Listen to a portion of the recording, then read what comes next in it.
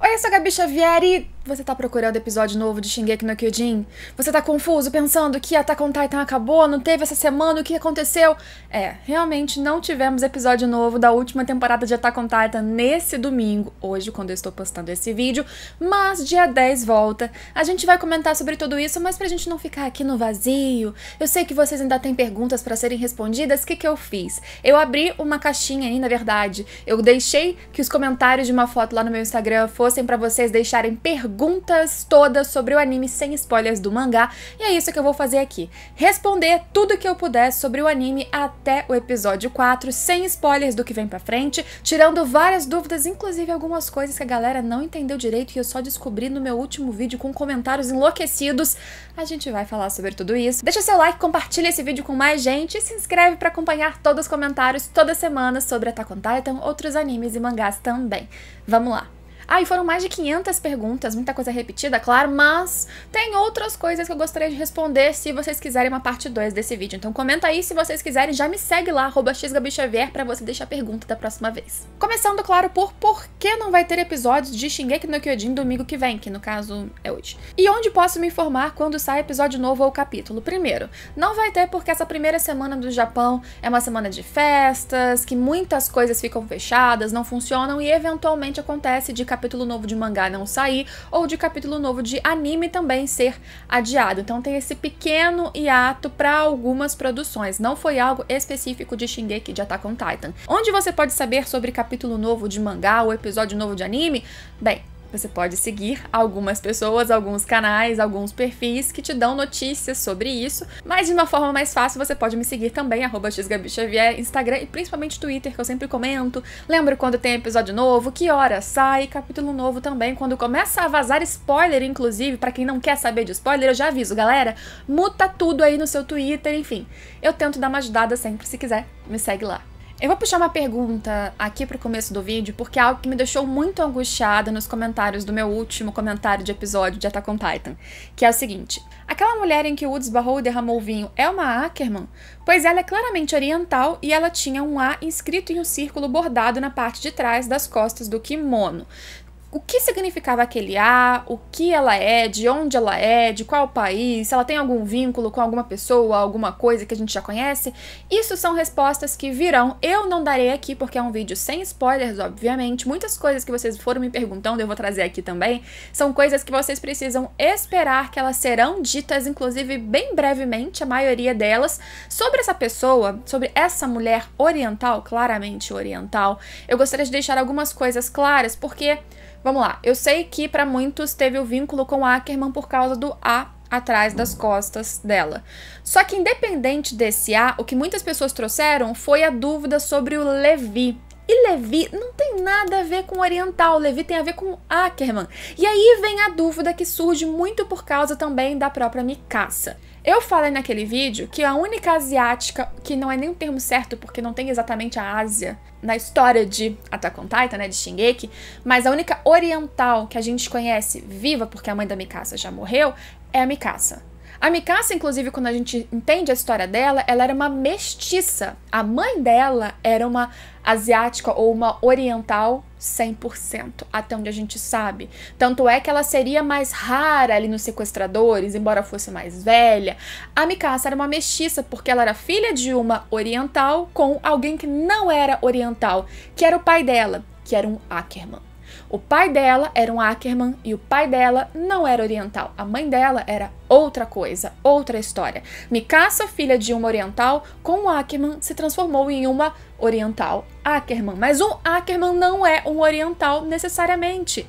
E é isso que as pessoas começam a confundir, porque o Levi, eu falei lá que a gente só conhece a Mikasa, veio uma enxurrada de gente. Então você deu spoiler? Quer dizer que o Levi morre? O Levi vai morrer? O Levi não é oriental? O que tá acontecendo? Você esqueceu do Levi? Não, eu não esqueci. O Levi tem um olho abaixadinho porque ele é cansado. O que a gente sabe do Levi? Que ele é de uma família de Ackerman. Ackerman, que não foram para as bordas das muralhas, que não se esconderam ao longo daqueles anos com perseguição dos reis. Lembra que a família Ackerman, ela foi uma das que eram aliadas do rei Fritz, que foi para as muralhas, mas eles não sofriam com os efeitos de manipulação da coordenada. Aí o rei das muralhas começou a caçar eles, e aí alguns deles foram para a borda das muralhas, como a família da Mikasa, que estava lá na pontinha de Shiganshina, ou ficaram no submundo, como a própria mãe do Levi, que era uma Ackerman, que, ponto, era uma Ackerman, não era uma oriental. Nada da família dele, o Kenny, o avô, nada do que a gente viu mostrava algum oriental. O que pode acontecer é um Ackerman qualquer casar com uma oriental qualquer, como foi o caso da Mikasa, que é um caso isolado até onde a gente sabe. Uma coisa não tem a ver com a outra. Então a gente tem que dividir a história de Ackerman, oriental e Mikasa, o que ela é, porque isso vai acabar confundindo a cabeça de vocês. Mais pra frente a gente vai ter mais alguns detalhes sobre os Ackerman, sim, porque já apareceu no mangá, embora mesmo no mangá eu sinta falta de algumas explicações, eu posso falar isso em vídeos com spoilers. E qualquer explicação a mais, isso vai ser feito daqui pra frente, vai ser dito mais à frente. Tenham calma, só dividam e não confundam. Levi, como eu disse, é filho de uma Ackerman que não era oriental, ela trabalhava num bordel lá no subsolo. Quem é o pai do Levi? Não sabemos, pode ser um eldiano qualquer, não é um oriental, porque nunca foi dito nas suas características físicas, em guide, em nada, nunca foi citado que ele tinha qualquer traço oriental. Isso é a Mikasa, uma Ackerman. Sim, pelo lado do pai. Entendido? Por favor, me fala que ficou entendido, espero que sim. E aí, só complementando, Ackerman são ou não eldianos? Depende. A gente tem que entender um pouquinho mais da origem deles, inclusive, como eu disse, no próprio mangá, para responder exatamente essa pergunta. A gente teria que ter um pouquinho mais de detalhes mais explícitos, o que eu não sei se vai acontecer, mas ainda assim, sobre a história que a gente conhece hoje, Levi é um eldiano? Sim, porque, bem, pelo que a gente sabe, a mãe dele era uma Ackerman, e a mãe dele teve uma relação ali por trabalho, inclusive, com algum eldiano dentro das muralhas. Portanto, Levi, que nasceu de uma Ackerman, que nem sabemos se já tinha miscigenação lá atrás, com um eldiano qualquer, então quer dizer que o Levi, ele é eldiano também. Mesmo que o sangue Ackerman dele faça com que ele não seja controlado pela coordenada, ainda assim, com certeza, ao longo de todos esses anos, como a Mikasa, como o Levi, os Ackerman foram tendo miscigenações. Sobre a origem do que eles eram e como isso aconteceu, de novo, a gente tem que esperar um pouquinho até pro anime chegar onde o mangá chegou e a gente questionar em cima disso, dessa informação que ainda vem.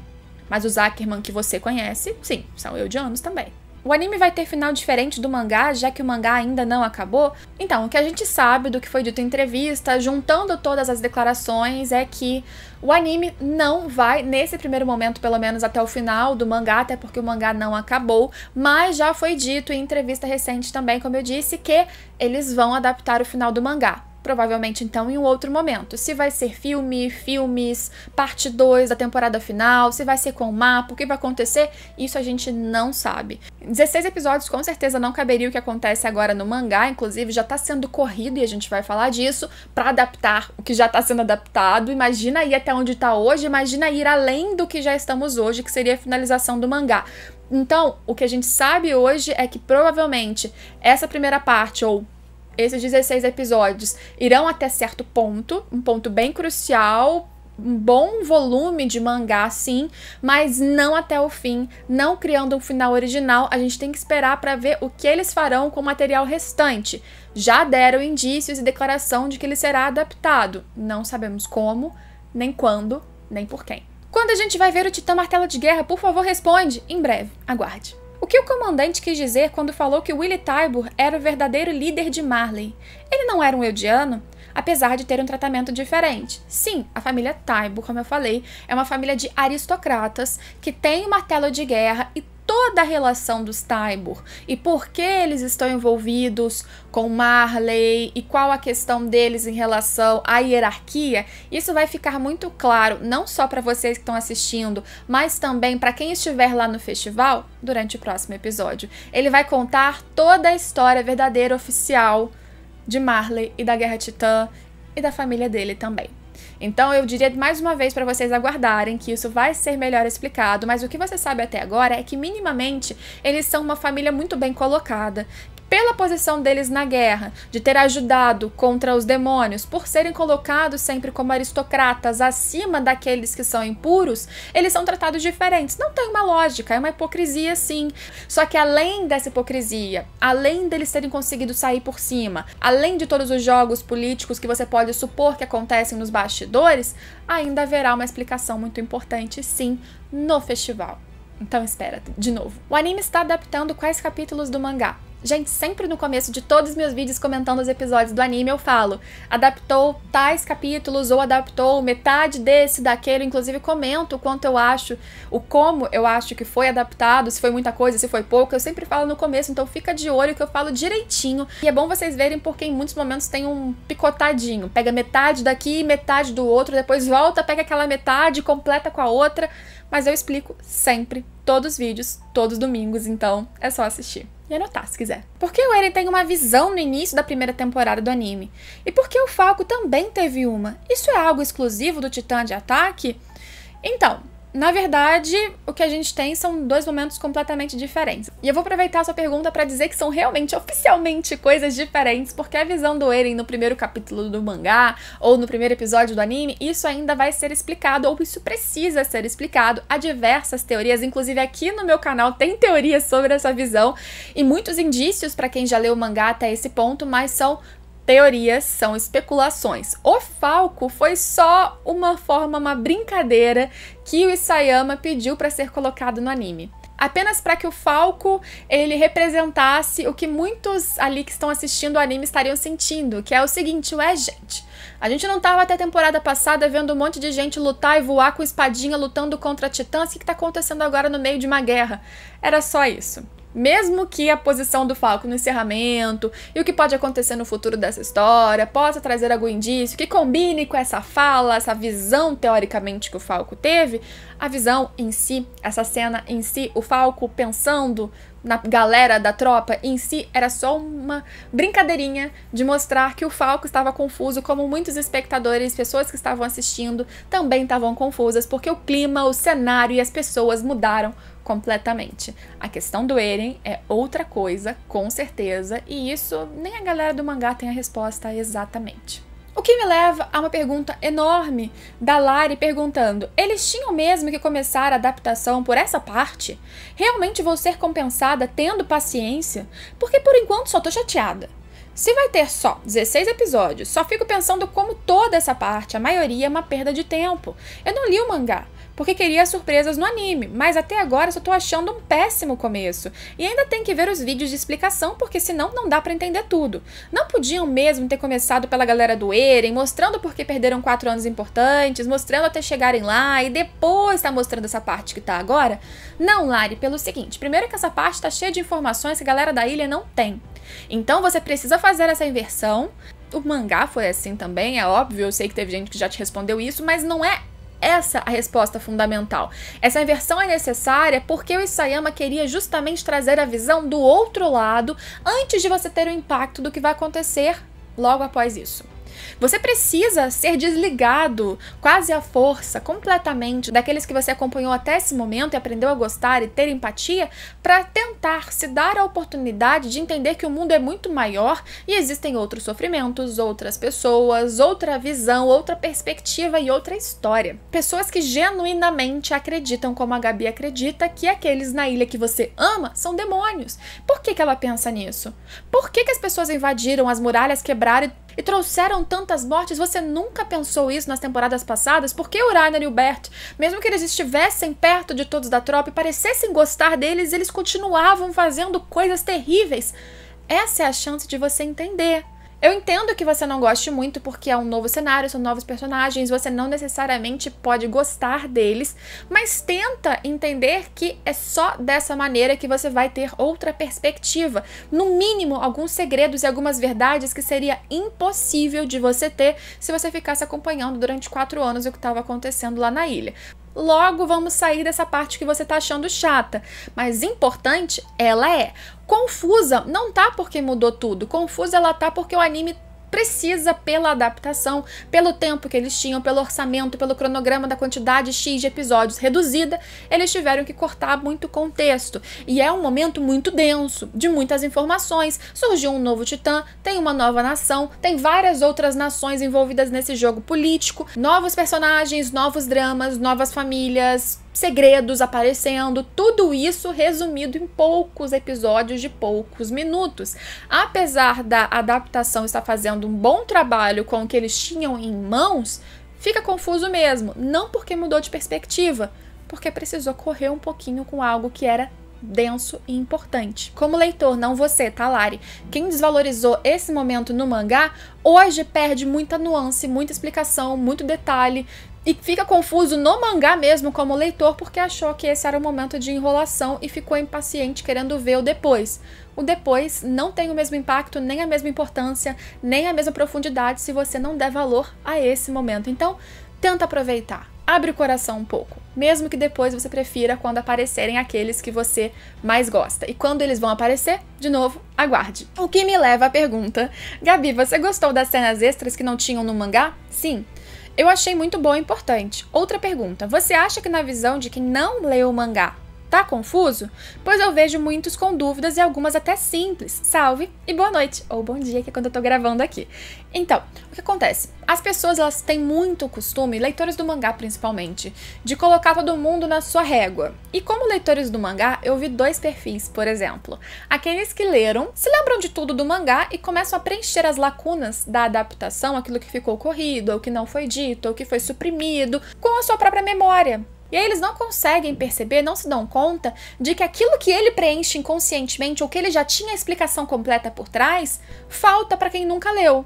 E aí eles falam: a adaptação está 100% perfeita, não falta um detalhe, nada do que foi cortado era importante, o que é uma fala absurda. Assim, eu de novo acho que a adaptação, com tudo que eles tinham em mãos, de cronograma, de possibilidade, de quantidade de episódio, um material que era excessivamente denso, com muitos diálogos inclusive, nessas possibilidades e nessas realidades, há decisões e uma adaptação que está sendo bem eficiente até.